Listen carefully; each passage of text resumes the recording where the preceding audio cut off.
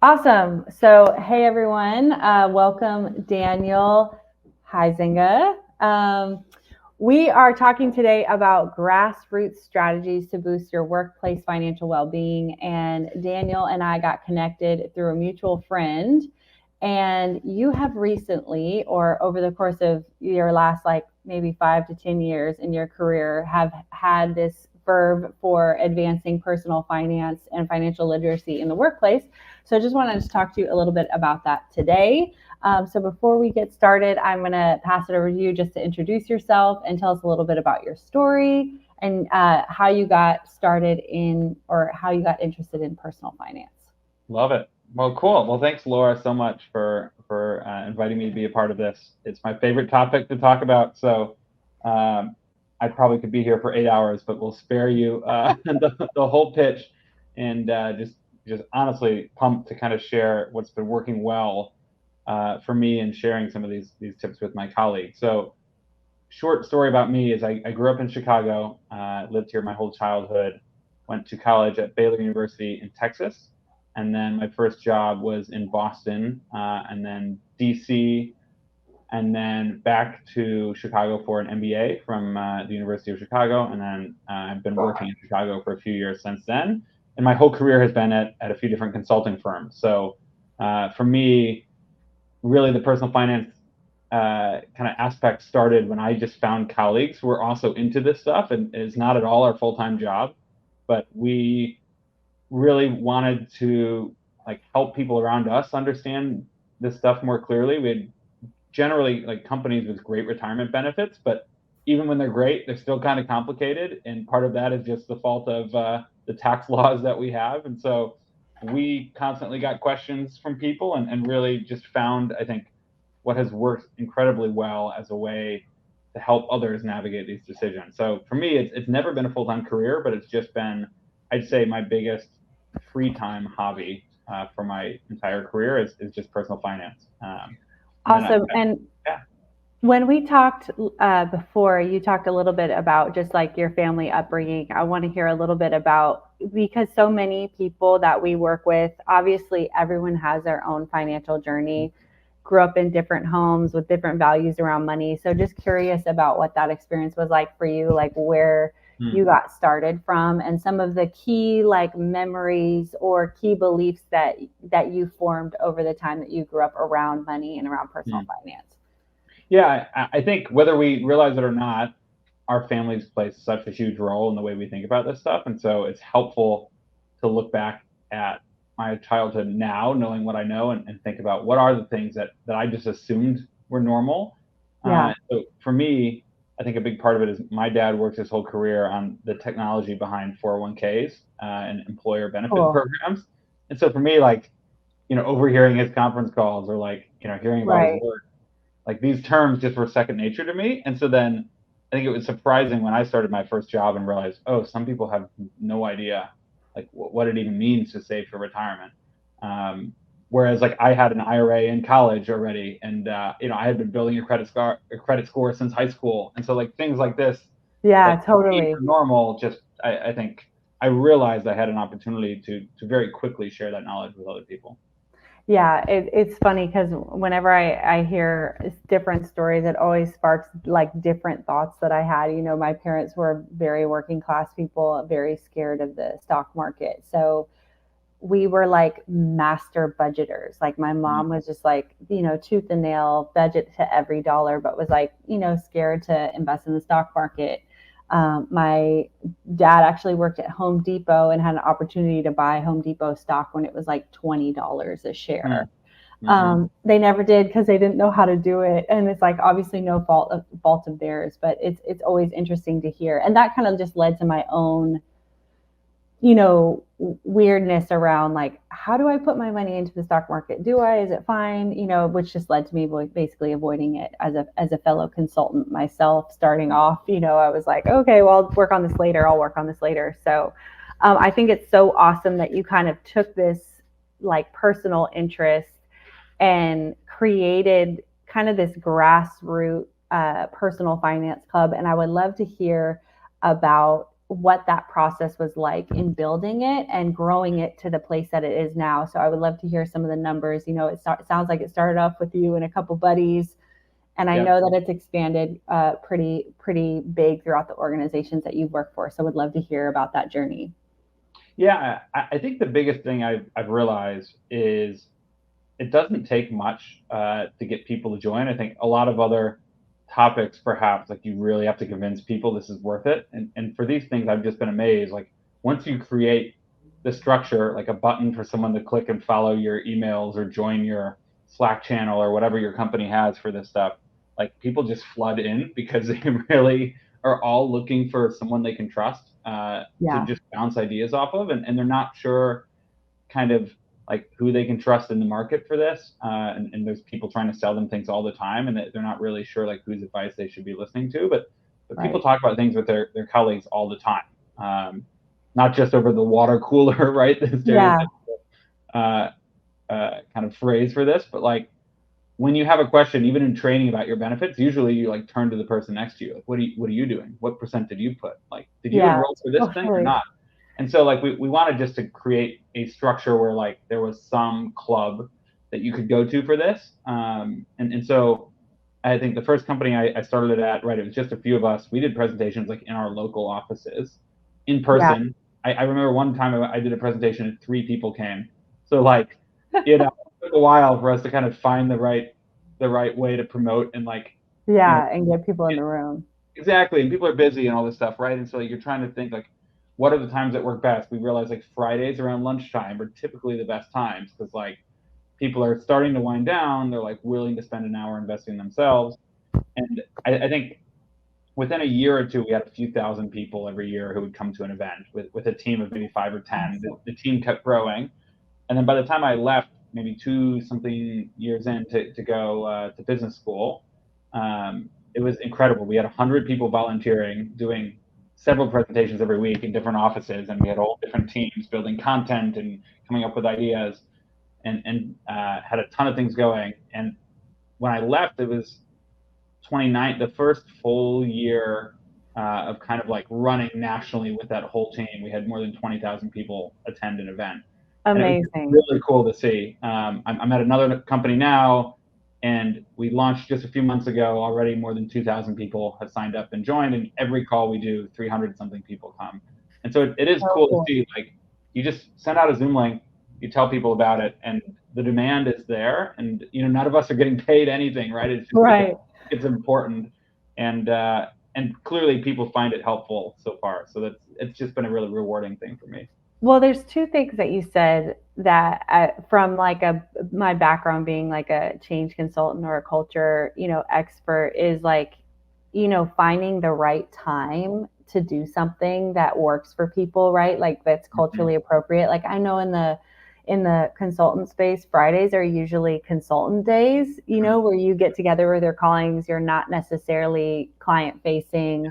It's probably more culturally appropriate to do things that invest in yourself and your firm versus being so on it for your client. So I think that's something that I find super interesting. And then, the second thing is just the need that like the appetite for it, and this grassroots nature that I think is so important of it, because you trust each other and there's this like common thread there. The information is more accepted. There's more of an appetite. There's more of ability to receive it. Because like you said, there are so many people out there who are saying misinformation. Like my mom will send Instagram messages to Gabe, my husband, who's a CFP, all the time and go, is this a good idea? And Gabe usually is like, no, like not a good idea. Like do not take a loan off of a whole life policy or whatever else it is. Right. And that's just one example. But there is a lot of information to sift through. So I think, having it be that coming from the inside is so powerful, right? In terms of spreading the word and getting the engagement and the buy-in. So what are some, like having been in this for so long, what are some of the impacts that you've seen on the financial well-being of your colleagues? Yeah, I think, one thing I have noticed working at big companies is like step one to starting a club like this is convincing HR and leadership that it's worthwhile. So part of that is impact, part of that is also managing risk. And so I think, Right. initially they're a little afraid, like you're Are going you to give going to be giving financial advice? right? And so I think what's helped is we've proven by doing this for so long, so successfully, that like we're very clear upfront every presentation. We're not financial advisors. We're not giving people personal advice. A lot of times people like to ask questions in these sessions like, I have XYZ in this tax issue, and how do I manage this? And it's like, hey, I don't know. Like, you should talk to somebody Yeah. because like we can't do that on a Zoom call, right? Yeah. But what we can do is give clear information and make sure that the stuff that our HR benefits department would normally give you is presented persuasively and visually and a lot more clearly. And I think one thing I did last week was taking a look at all the different retirement accounts our company offers, as well as IRAs that you can do on your own, and trying to build just a simple slide for everyone at our company of here are all the buckets and the different limits you could put things into.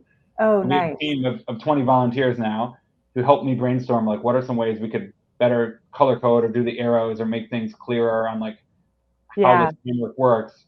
And just like having a one-page list of this that isn't like 8 paragraphs of text. And I like Totally. even simple stuff like that, I think, is a direct impact in that we see a ton fewer questions now because people have a clear visual they can reference and not like Yeah. a 10-page FAQ that makes no sense. Well, So that no one has time to read either, right? right, exactly. Like this is why one of the reasons why people don't invest in it, because the last thing that they want to do is nerd out on finance when they really just want to figure out what's the best thing. And that's Gabe always says, most people just want to know that they're going to be okay, at the end of the day, and that they're actually saving enough for retirement. They're going to, and they're ultimately going to be okay. So reading, I know I would never read a 10-page FAQ document, especially on a Friday, at lunchtime, when I'm hanging out with my colleagues. I would rather go to a session and be like, Right. hey, and then walk away with a one page. That's super awesome and really helpful to have that simple, clean visual. And it's something so special about having 20 minds making something really powerful, like really smart people. So and I think what's cool is like as you do that, and in our presentations we have people tell personal stories. You can kind of see eyes lighting up and everything. Yeah. It's fun. Then what we have been doing is we then a few months later go back and track. Once we've gotten the benefits department on board, and I think this is a good idea, we can pull anonymized data on everyone who joined a session, and we've been able to measure then, what amount of people actually go and increase their contribution to the retirement account, or participate in like an equity plan. One of my companies had like a shared discount plan, and it's just been incredible to see like a huge percentage of people making changes. And sometimes when presentations don't go well, it's we can tell because afterwards we see no one really logged in to make a change. Right. I remember one topic specifically at one of my last companies.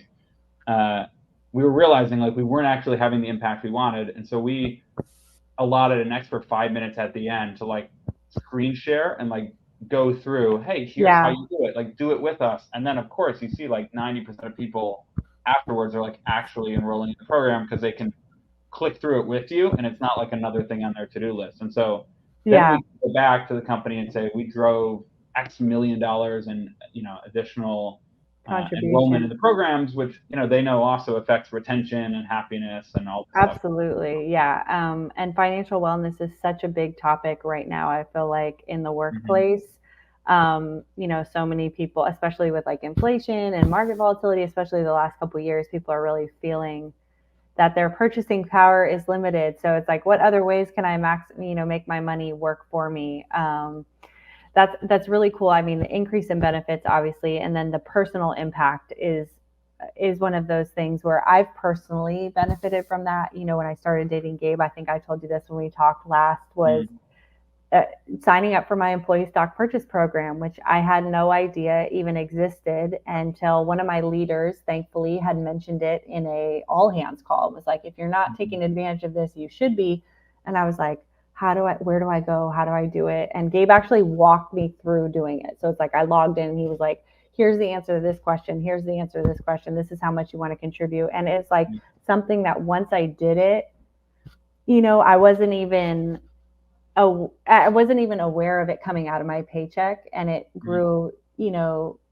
I think we just got a statement. I contributed maybe $13,000 into the account, and the account value right now is $44,000 or $45,000. And it's like I didn't even notice that I was doing it. So it's like just getting people to start and take that first step is really so important. So it's great that that's kind of like how you incorporate or made that change to kind of really advance the impact in your group.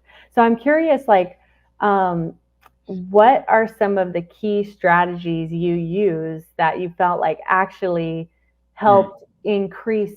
I mean, aside from time and place, like what are some of the other things that you did to promote what you were doing, and how did that what do you feel like was a big difference in scaling your efforts? Yeah, I mean, I think one big part of it is just on the volunteer team, because I mean, none of us are getting paid anything for this. We don't get any bonus or anything from the companies we work for. Right. You get a little recognition every once in a while, but sometimes you also have to fight, fight to be a part of that conversation, right? It took us a while to get the club started, right, and to get momentum. Yeah.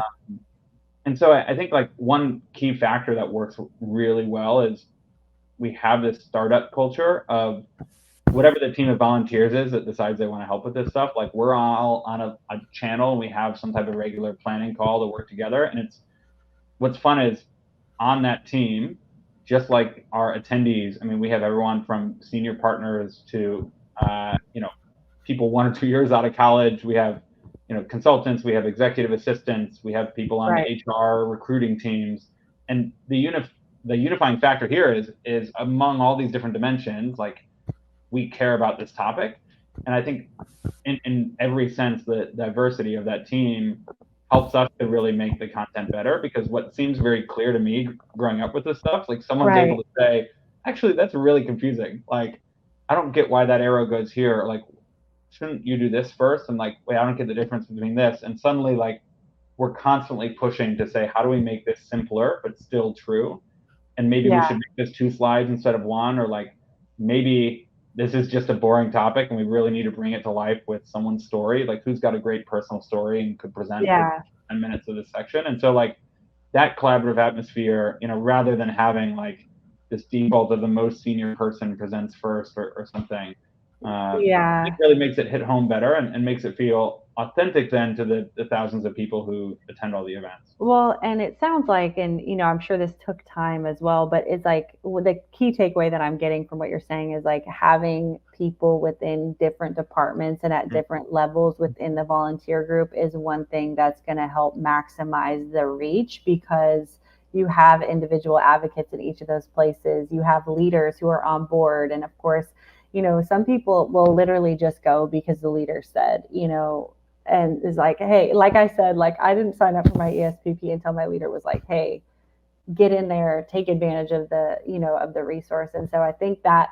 sounds like, if someone were to be listening to this and wanting to start something at their company, like going after people in different departments at different levels is really going to expand the reach a lot faster. Yeah, exactly. Cool. And I think it's right, being intentional sometimes in looking at who's volunteered and saying, hey, we really don't have anyone from this business unit or anyone from our West Coast offices or whatever it is, right? And trying to figure out then how do we like specifically ask for volunteers and in that segment to make sure that we really represent everyone and that we kind of get their input.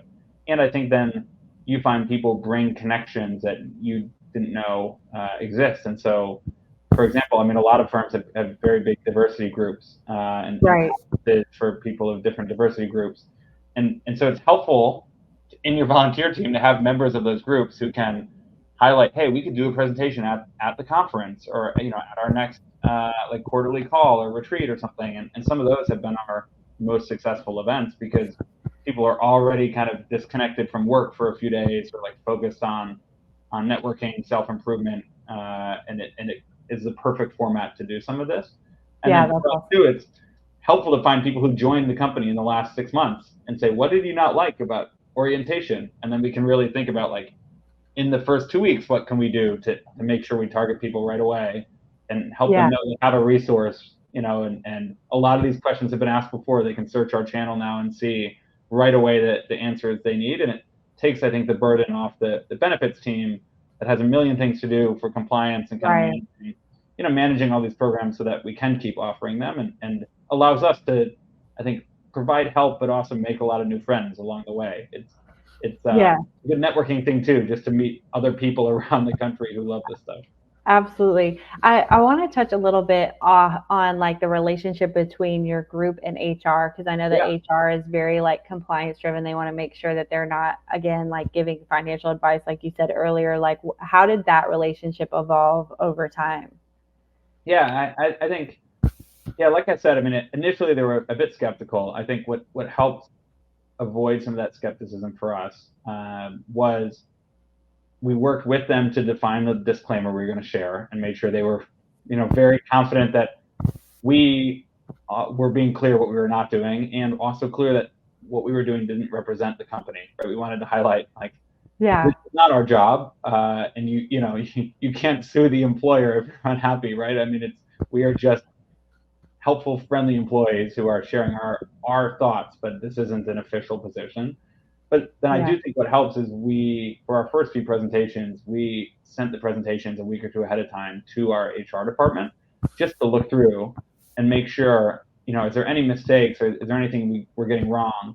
And I think in a few cases, it wasn't we were getting things wrong, but they felt like, hey, someone might misunderstand this. And so we recommend, like, changing this phrase, or like, there's a weird nuance and you have to have a disclaimer because this segment of employees actually doesn't qualify, or whatever, right? Like, stuff that could have caused us trouble had we not checked. And so it was just a really good way to, like, oh, great, we can add that footnote, or we can make sure to put an asterisk and highlight, oh, this is only if you started before this date, or whatever, right? Like, these little things that helped us, I think, avoid losing credibility, and then help them feel like, okay, cool, we know what they're presenting.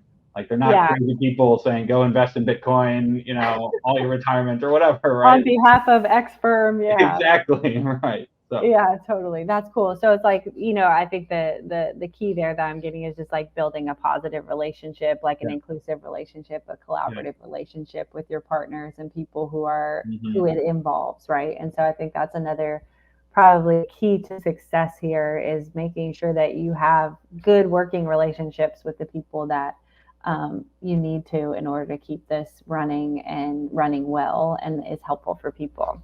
So we talked a little bit about this already, but I'm curious if there's something else you want to mention about this in terms of metrics. I know one you mentioned when we spoke last was around like trying to measure retention and if it increased retention, but what were some of the metrics besides, increased use of dollars invested and percentages and logins that you felt like were valuable and or interesting?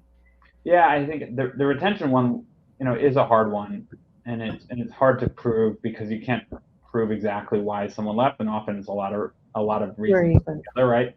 But I think that is something we firmly believe is related, and a lot of studies have shown this, that financial wellness is very important for employee retention. And so I'm a big data person as well on a lot of my day job, but I'm also comfortable recognizing some things we aren't going to be able to really prove concretely, but we know we're making an impact, and I think that's an important thing. I think even just the fact that we have a strong community, it's like, for me, I don't have a specific metric, but for me, is our Slack channel active?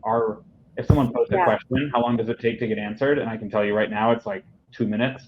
That's awesome. Someone posts and instantly, I mean, there have been a few questions today, and there's like already 10, 20 replies to each one.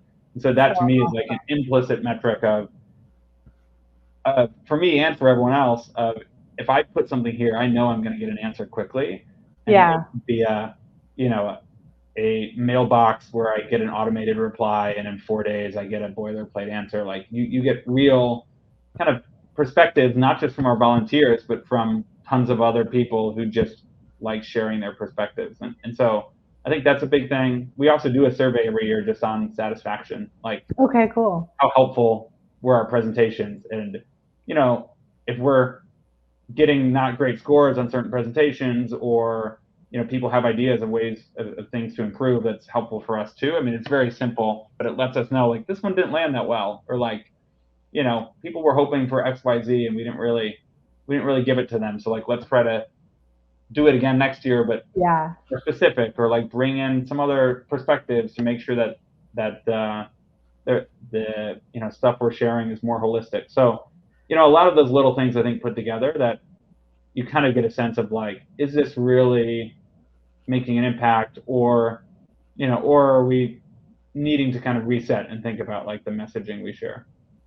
Yeah, yeah. I mean, the engagement piece is a huge metric because so many people and companies want engagement. And I think even the real time or this quick to respond to questions, I mean, that changes things too, especially when people are very busy at work and they've got a lot of things to do. Like, they want quick answers. It's like, I've got 10 minutes now to update this thing on my benefits. And if I don't get an answer now, it's not going to get done for another week. Right. So I think those are all really great ways to see that you're being successful. I'm curious, like, what are some of your most exciting, engaged topics?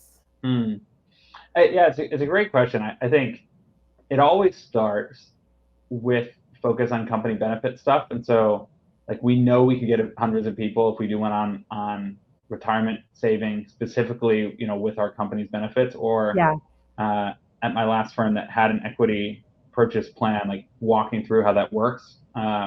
Because there's always a new set of people who don't understand how it works and want to understand.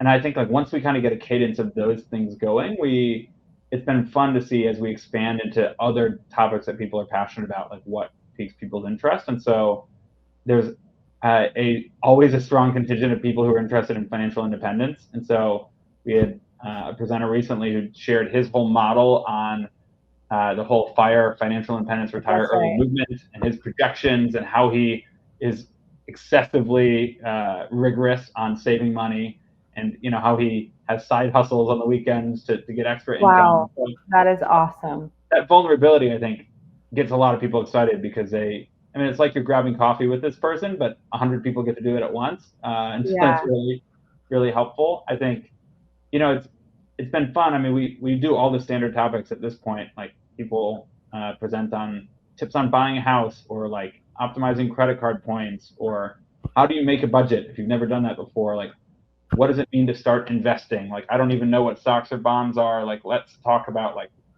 what the terminology behind the stuff is. And all of those, I think, appeal to different sets of people who are at varying stages of the kind of the journey. But then we also, I think, do a lot of targeted sessions for people, like, at specific stages. I'm going to do one soon for parents and thinking about saving for kids' education, and like, how do you kind of manage all the financial challenges of kids? Because I have 2 little kids. I think what's been helpful too is because we have a managing director and partner as part of our volunteers, doing sessions for people who are promoted to a new leadership role and perhaps have new compensation or new types of equity that they don't understand. I think those types of sessions are helpful too, because it's a smaller subset of people who kind of want someone in their realm of understanding to explain how this works. And so things like that work really well too. Yeah, awesome. That's it doesn't surprise me, some of those topics. The only thing that I didn't think I heard, but I thought might be popular, is vacations and points. I feel like that is also a really, like, hot topic out there. Is like, how do I maximize my travel and points? So very popular with consultants for sure. Part of the credit card thing, we do a whole oh my gosh, I know the benefits there are so real. There's a sacrifice for them, but they are real. So we're nearing towards the kind of the end of the questions. I don't want to necessarily end on this question, but I'm curious what some of the big challenges you faced along the way and kind of what you did to overcome them, navigate them, and what were some of your lessons learned.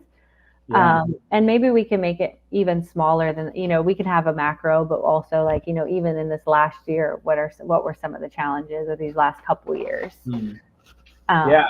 It's a great question. I think I'll kind of say the last couple of years, I'd say probably both of the challenges I can think about are, most especially when our club at my last company got really big before I went to business school. I'd say like two things come to mind. One, there is once you get 80, 100 volunteers, like it does get pretty overwhelming. It takes a lot of time. And so the big thing we really had to figure out how to balance is like, how do we have some structure? Like at that point you need team leads and, different teams of people focused on stuff. You can't just have 80, 100 opinions on everything. Right. But still preserving what we call the soul of a startup, which comes from a Harvard Business Review article. But this idea that like we want the culture of a startup and being very collaborative. It's something startups actually deal with all the time too, is like, once you need some structure and professionalism, but like you still want to hang out and have fun. So just navigating, I think, like, how do we do that and make sure there's some amount of like leadership hierarchy, but not too much that it stifles creativity. And I think one of the other biggest challenges, which is especially present as you start the club. So perhaps now as I'm starting a club, and again in the early years of the club at my last company, is just like, how do you find people who are really excited and driven? I think a lot of people volunteer and then they just get swamped by their personal lives, by busy jobs, and it's just, they would love to help, but they just don't. And so trying to decide when to tell someone, hey, like, we love that you wanted to volunteer, but maybe this isn't the right thing, or you just don't have time, and that's totally fine. But like, we want to make sure that people here are actually active and contributing, because otherwise it becomes a huge mailing list of, a bunch of people who don't reply. And so like, you really want to make sure those volunteers are like really passionate and go-getters, and that they have the time to commit. And sometimes in different stages of life, people would step out or step back in, but it was easier to kind of have a clear sense of like, you're in or you're out, and you're not kind of just like lurking the whole time. Like we want people to get stuff done. So what was your strategy for that? What did you decide to do? Like, I imagine there were people you kind of had to scoot out, for the nice way of saying it. I mean, it helps, I think, because it's not a job. We're not paying anyone. So like, no one's, getting like, fired. Like going unemployment because we say, hey, like maybe we want someone else to take this role. And in many cases, they kind of actually like now knowing that they don't have this responsibility. It's like, okay, they kept thinking every week, maybe I'll be able to do it, and they couldn't, and that's fine. And so, I mean, it's a lot of just human one-on-one conversations to say like, hey, like, we would love to have you involved, but it doesn't seem like it's happening right now, and it's clearly overwhelming. And like, you kind of have to ask a question of like, what do you want to do here? Like, do you think you can move other things around and make this happen, or do you think it's more helpful for you to step back? And I think a lot of people really could then have that moment of reflection and just make a decision that works the best. And often we had people who we thought weren't really stepping up, and then something would change in their day job, and suddenly like they would become incredibly passionate, and now they're leading the club or something, right? It's cool to see how people evolve. Once you kind of highlight, hey, we're a place that like expects people to participate, and if you don't want to, that's totally fine, right? Like, there's no anger or pressure here. It's just like, you have to make sure that people view it as a priority, or no one does. Yeah, it sounds like just having a standard, right? That like a common standard for everybody, and being proactive in saying, hey, you're being active, you're not being active, like pick and choose, no big deal. It's time to go. Awesome. Yeah, there's nothing like a good standard to just help keep things healthy, So my last question is really like, if someone were to want to increase their own financial wellness or start a club at their workplace, like what would be like your number one piece of advice for them?